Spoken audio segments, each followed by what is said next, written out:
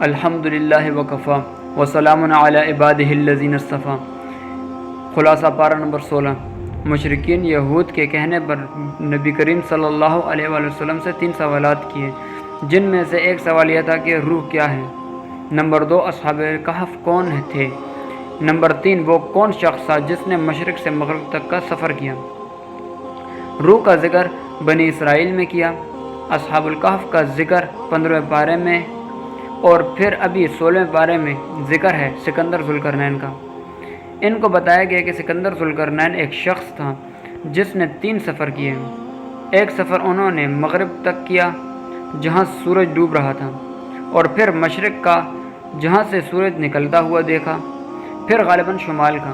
یہاں ان سفر کا ذکر کیا ہے کہ جب اتنا لمبا سفر کر کے وہاں پہنچے حضرت ذوالقرنین، تو وہاں کے لوگ یاجوج ماجوج کے قتل و غارت سے بہت تنگ تھے اور شکایت کی، تو انہوں نے فرمایا کہ میرے پاس مال و دولت بہت ہے، تم افرادی قوت لاؤ اور میرے ساتھ تعاون کرو، اور سیسد پلائی دیوار بنا کر ان کو بند کر دیا گیا، اور یہ قیامت کے قریب پھر ظاہر ہوں گے حضرت عیسیٰ علیہ السلام کے دور میں۔ پھر اللہ تعالیٰ نے اپنی قدرت، صفات اور کمالات متنابی اور توحید کا ذکر کیا کہ اللہ تعالیٰ کی صفات اور کمالات کو اگر لکھنا چاہو تو سمندر بھی سیاہی بن جائے تو کم پڑے گا، اور اگر درختوں سے قلم بنا لیا جائے تو وہ بھی کم پڑیں گے۔ پھر آگے فرمایا کہ اے پیغمبر ان کو بتاؤ تم بھی بشر ہو اور میں بھی بشر ہوں، ہاں ہم میں اور تم میں فرق یہ ہے کہ مجھ پر وحی آتی ہے اور تم پر وحی نہیں آتی۔ پھر آخر میں بتایا کہ دیکھو جس شخص نے مرنا تو سب نے ہے، لیکن جس کو یقین ہے کہ موت کے بعد میں نے اللہ کے آگے پیش ہونا ہے، اس کو 2 کام کرنا ہے، ایک یہ کہ نیک کام کرے، اور دوسرا یہ کہ اللہ تعالیٰ کے ساتھ کسی کو شریک نہ ٹھہرائے۔ عمل تب قبول ہوتا ہے جب عقیدہ ٹھیک ہو، نیت ٹھیک ہو، عمل سنت کے مطابق ہو۔ سورہ مریم، چونکہ اس سورہ مبارکہ میں مریم علیہ السلام کا قصہ ہے، اس لیے اس سورہ کا نام سورہ مریم رکھ دیا گیا۔ اس میں سب سے پہلے حضرت زکریا علیہ السلام کا قصہ بیان فرمایا کہ آپ نے بڑھاپے میں اللہ تعالیٰ سے دعا مانگی، اللہ تعالیٰ نے دعا قبول فرما لی، اور ان کو بشارت دی گئی اللہ تعالیٰ تمہیں ایک بہترین بیٹا یحییٰ دیں گے۔ یہاں یہ بات ذہن نشین فرما لیں کہ نبی کی وراثت علم ہوتا ہے، نبی کی وراثت مال یا دولت نہیں ہوتا۔ مقصد یہ تھا کہ کوئی ایسا شخص ہو جو میرے جانے کے بعد میرے دین کی دعوت کو آگے لے چلے۔ اللہ تعالیٰ نے دعا قبول فرمائی اور فرمایا کہ ہم نے تم کو ایسا بیٹا دیا ہے یحییٰ جو ہم نے پہلے کبھی اس نام کا پیدا نہیں کیا۔ جو بشارت مل گئی تو حضرت زکریا علیہ السلام نے فرمایا میں تو بوڑھا ہوں، میری تو بیوی بانجھ ہے، مجھے کیسے ملے گی؟ کوئی نشانی بتا دیں۔ تو فرمایا کہ تمہاری علامت اور نشانی یہ ہے کہ تم صحت مند ہونے کے باوجود جب تمہاری بیوی کا حمل ٹھہر جائے گا تو اس وقت تم 3 دن اور 3 رات تک بات نہیں کر سکو گے، تو اشارے سے بات کرو، تو یہ اس بات کی علامت ہے کہ تمہارے ہاں اللہ تعالیٰ نے اولاد کی نعمت دینے کا فیصلہ فرمایا۔ حضرت مریم علیہ السلام کا ذکر کیا۔ اس وقت آپ کی عمر 13 یا 15 سال تھی، بچی تھی، اور مریم علیہ السلام کو اللہ تعالیٰ نے بیٹا دینے کا فیصلہ کیا، تو جبرائیل علیہ السلام ایک خوبصورت مرد کی شکل میں حضرت مریم علیہ السلام کے پاس آئے۔ حضرت مریم علیہ السلام گھبرا گئیں، فرمایا پردے کا اہتمام کیا، تو حضرت جبرائیل علیہ السلام نے فرمایا میں تو فرشتہ ہوں، اللہ نے اولاد دینے کے لیے بھیجا ہے۔ مریم علیہ السلام نے فرمایا مجھے آج تک کسی بشر نے چھوا ہی نہیں، فرمایا اللہ نے یوں ہی دینا ہے۔ آپ کی گلےبان میں حضرت جبرائیل علیہ السلام نے پھونک ماری، اس سے حمل ٹھہر گیا۔ جب یہ امید کے ساتھ ہو گئی تو حکم دیا گیا کہ تم بستی سے الگ ہو جاؤ اور فلاں کھجور کے درخت کے پاس چلی جاؤ۔ اللہ تعالیٰ نے بغیر وقت کے اس میں کھجور کا پھل لگا دیا۔ کھجور کھاتی اور چشمے کا پانی پیتی، آنکھیں ٹھنڈی کرتی اپنے بیٹے کو دیکھ کر۔ جب واپس تشریف لائیں تو بستی والوں نے کہا تمہارا خاندان تو عزت والا ہے، یہ تم نے کیا کیا؟ مریم علیہ السلام نے فرمایا میں نے خاموشی کا روزہ رکھا ہے، تم اس سے پوچھو۔ وہ اس امت میں جائز تھا خاموشی کا روزہ، اور اس امت میں نہیں ہے۔ حضرت عیسیٰ علیہ السلام کو اللہ تعالیٰ نے مریم علیہ السلام کی گود میں ہی بچپن میں گویائی کی قوت عطا فرمائی، حضرت عیسیٰ علیہ السلام فرمانے لگے کہ میں اللہ کا بندہ ہوں، اللہ نے مجھے کتاب دی ہے اور مجھے اللہ نے نبی بنا کر بھیجا ہے۔ اللہ نے مجھے حکم دیا ہے، نمبر 1 کہ میں نماز کی پابندی کروں، نمبر 2 زکوٰۃ کی پابندی کروں، نمبر 3 اپنی ماں کا فرما بردار بن کر رہوں۔ حضرت ابراہیم علیہ السلام کا ذکر کیا کہ حضرت ابراہیم علیہ السلام کا واقعہ بہت عجیب تھا۔ والد بت بناتا اور بت بیچتا اور قوم بتوں کی پوجا کرتی اور بادشاہ سجدے کرواتا۔ اس حالت میں ان کو حکم دیا۔ حضرت ابراہیم علیہ السلام نے کسی کی دھمکی کی پرواہ نہیں کی، بلکہ اللہ کی توحید کو بیان کیا اور ڈٹ گئے۔ باپ مخالف ہوا، میں تمہیں نکال دوں گا گھر سے، فرمایا مجھے قبول ہے۔ گھر چھوڑنا پڑا، ملک چھوڑنا پڑا، خاندان کی مخالفت، بادشاہ وقت کی مخالفت، آگ میں ڈالا گیا، برداشت کیا، بالآخر اللہ تعالیٰ نے فتح عطا فرمائی اور ان کو امت کا مقتدا اور رہنما بنایا، تا قیامت ان کا نام زندہ رہے گا۔ حضرت ادریس علیہ السلام کے پاس خصوصیات ہیں، اللہ تعالیٰ کے نبی تھے۔ خصوصیات کیا ہیں؟ سب سے پہلے قلم سے لکھا، وہ حضرت ادریس علیہ السلام۔ جس شخص نے سب سے پہلے کپڑا سی کر پہنا، وہ حضرت ادریس علیہ السلام۔ پہلے زمانے میں کپڑوں کو سی کر نہیں پہنا جاتا تھا، جیسے کھال ہے، چمڑا ہے، بس اس سے جسم کو ڈھانپ لیا جاتا تھا۔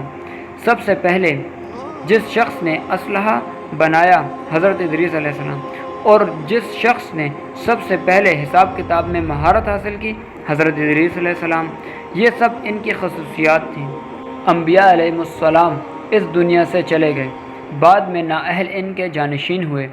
یہ لوگ 2 کام پر مبتلا ہو گئے، نمبر 1 شہوت کے اندر مبتلا ہو گئے، ناجائز خواہشات پر عمل کیا، نمبر 2 نمازوں کو ضائع کیا۔ معلوم ہوتا ہے نالائق شخص وہ ہے جو اپنی ناجائز خواہشات پر عمل کرے اور نمازوں کی پابندی نہ کرے۔ اللہ کا وعدہ ہے، ہر شخص نے جہنم کے اوپر پراسرات سے گزر کر جانا ہے۔ اہل جنت گزر کے جنت میں چلے جائیں گے، کفار اور منافق وہاں کٹ کر گر جائیں گے، اور فاسق مومن جس کی شفاعت نہ ہوئی ہو، جن کی مغفرت نہ فرمائی ہو، وہ بھی جنت میں جائے گا، بالآخر اپنے گناہ کی سزا بھگتنے کے بعد۔ گزرنا پھر بھی پراسرات سے ہے۔ پھر آگے اللہ تعالیٰ فرماتے ہیں، جس شخص کا ایمان ہو، عقیدہ ٹھیک ہو، نیک اعمال کرتا ہو، تو اللہ پاک اس کے لیے محبت کی ہوائیں چلا دیتے ہیں، لوگوں کے دلوں میں اس کے لیے پیار ڈال دیتے ہیں۔ یہ خالص اللہ کے لیے محبت جو بغیر مفادات کے ہوتی ہے، جو ایمان والوں کے لیے اللہ تعالیٰ لوگوں کے دلوں میں ڈالتے ہیں۔ حدیث شریف میں آتا ہے، جب اللہ تعالیٰ کسی بندے سے پیار کرتے ہیں تو جبرائیل علیہ السلام کو فرماتے ہیں کہ فلاں بندے سے مجھے بہت پیار ہے۔ حضرت جبرائیل علیہ السلام فرشتوں کو کہتے ہیں کہ اللہ تعالیٰ کو اس بندے سے بہت پیار ہے، وہ آگے اعلان کرتے ہیں، تو اس طرح وہ اعلان آگے چلتے چلتے زمین میں چلا جاتا ہے، اللہ اس کی محبوبیت لوگوں کے دلوں میں ڈال دیتے ہیں۔ سورہ طٰہٰ، طٰہٰ مقطعات، یہ مقطعاتن کی جمع ہے، قطعن سے ہے جس کا معنی کاٹنا ہے۔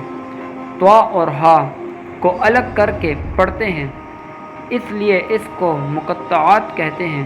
اس سورہ کا نام ہی سورہ طٰہٰ ہے۔ جب نبی کریم صلی اللہ علیہ وآلہ وسلم پر قرآن مجید نازل ہوتا تو پوری رات قرآن مجید کی تلاوت کرتے، نفل میں کھڑے رہتے، پاؤں مبارک میں ورم آ جاتا۔ اللہ تعالیٰ فرماتے ہیں کہ ہم نے قرآن مجید اس لیے نازل نہیں کیا کہ آپ مشقت میں پڑھیں۔ اس کے بعد نبی کریم صلی اللہ علیہ وآلہ وسلم نے اپنا معمور بدل لیا، رات کا کچھ حصہ آرام فرماتے، کچھ حصہ گھر والوں کو دیتے اور کچھ حصہ رات کا آخر میں تہجد کی نماز کے لیے وقف کر دیتے۔ اہل سنت والجماعت کا عقیدہ ہے کہ اللہ تعالیٰ کی ذات ہر جگہ موجود ہے، کائنات کا کوئی ذرہ ایسا نہیں جہاں اللہ تعالیٰ کی ذات نہ ہو۔ مستوی علی العرش کا معنی یہ ہے کہ اللہ تعالیٰ کی قدرت اور طاقت عرش پر بھی ہے۔ اگر باقی تفصیل اس کی دیکھنی ہے تو دروس القرآن میں دیکھ لیں، یا پھر عقیدہ توحید مولانا محمد الیاس گھمن صاحب کی دیکھ لیں، ایک چھوٹی سی فائل ہے۔ پھر آگے اللہ تعالیٰ نے حضرت موسیٰ علیہ السلام کا واقعہ ذکر فرمایا۔ جب وہ مدین سے واپس جا رہے تھے تو راستے میں راستہ بھول گئے، ان کی اہلیہ ان کے ساتھ تھی اور امید کے ساتھ تھی۔ ایک درخت پر آگ لگی تھی تو انہوں نے فرمایا آپ ٹھہرو، میں آگ لے کر آتا ہوں۔ جب وہ قریب پہنچے تو وہ آگ نہیں تھی بلکہ پتے ایسے جیسے جل رہے ہوں۔ اس درخت کا عجیب منظر تھا۔ پھر اللہ تعالیٰ کی طرف سے آواز آئی، آپ جوتی اتار دو، آپ وادی طوا کے اندر ہو، تم بہت مقدس وادی میں ہو اور میں آپ کا رب ہوں، میں اللہ ہوں۔ اور یہ پہلی وحی تھی جو حضرت موسیٰ علیہ السلام پر آئی۔ اللہ فرماتے ہیں میری عبادت کرو، مجھے یاد رکھو۔ اللہ تعالیٰ نے یہاں نماز کا حکم دیا اور پھر آپ کو معجزہ عصا عطا فرمایا۔ پھر حضرت موسیٰ علیہ السلام نے اللہ تعالیٰ سے 4 دعائیں مانگی۔ جس کام کی میں نے دعوت دینی ہے اس کے لیے میرا سینہ کھول دیں۔ نمبر 2، اے اللہ مجھے اسباب عطا فرما۔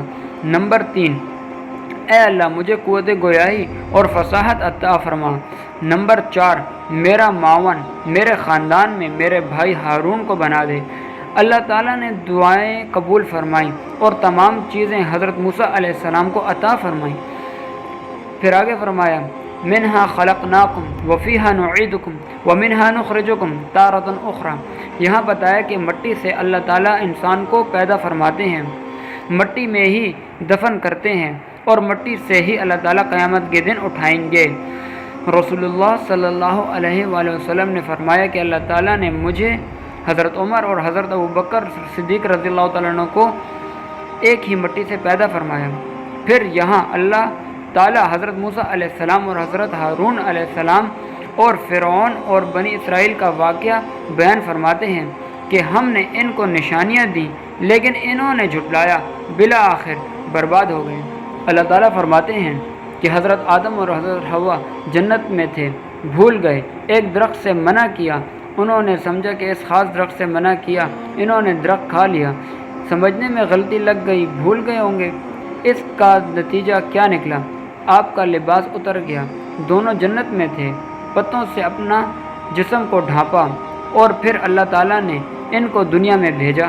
دنیا میں رہے، 40 سال تک روتے رہے، دعائیں کی اور اللہ تعالیٰ نے ان کی دعا کو، توبہ کو قبول فرمایا۔ یہاں 2 لفظ ایسے ہیں جس سے بعض لوگوں کو شبہ ہوا ہے کہ انبیاء علیہ السلام معصوم نہیں۔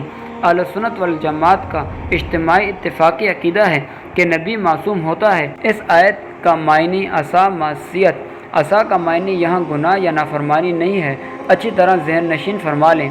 عصا کا معنی ہوتا ہے انسان وہ کام کرے جس کا ارادہ نہ ہو، اور اس کو تو گناہ نہیں کہتے۔ گناہ تو وہ ہوتا ہے جو جان بوجھ کر اللہ تعالیٰ کی نافرمانی کی جائے۔ اسی طرح غوائد سے ہے۔ غوائد کا ایک معنی مشقت، یعنی حضرت آدم علیہ السلام جب بھول گئے اور یہ کام کر لیا، جنت کی نعمت سے گزر کر دنیا کی مشقت اٹھانے پر مجبور ہو گئے، اور اس کا معنی گمراہی یا نافرمانی بالکل نہیں ہے۔ تفصیل کے لیے آپ عصمت انبیاء مولانا محمد الیاس گھمن صاحب کی فائل ہے، اس کو ملاحظہ فرمائیں۔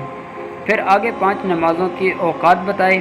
یہاں رسول اللہ صلی اللہ علیہ وآلہ وسلم سے خطاب فرمایا اور بات ہمیں سمجھائی کہ دیکھو، کفار کو جو ہم نے دولت دی، کفار کو جو ہم نے مال دیا، اس کی وجہ سے تم پریشان نہ ہو، کفار کے مال و دولت کو دیکھ کر اس کی طرف نہ ہو، یہ سب عارضی چیزیں ہیں اور خوشیاں اور راحت قیامت کے بعد کی ہیں۔ یہ امتحان کے لیے اللہ تعالیٰ کسی کو زیادہ اور کسی کو کم عطا فرماتے ہیں۔ وآخر الدعوانا الحمد للہ رب العالمین۔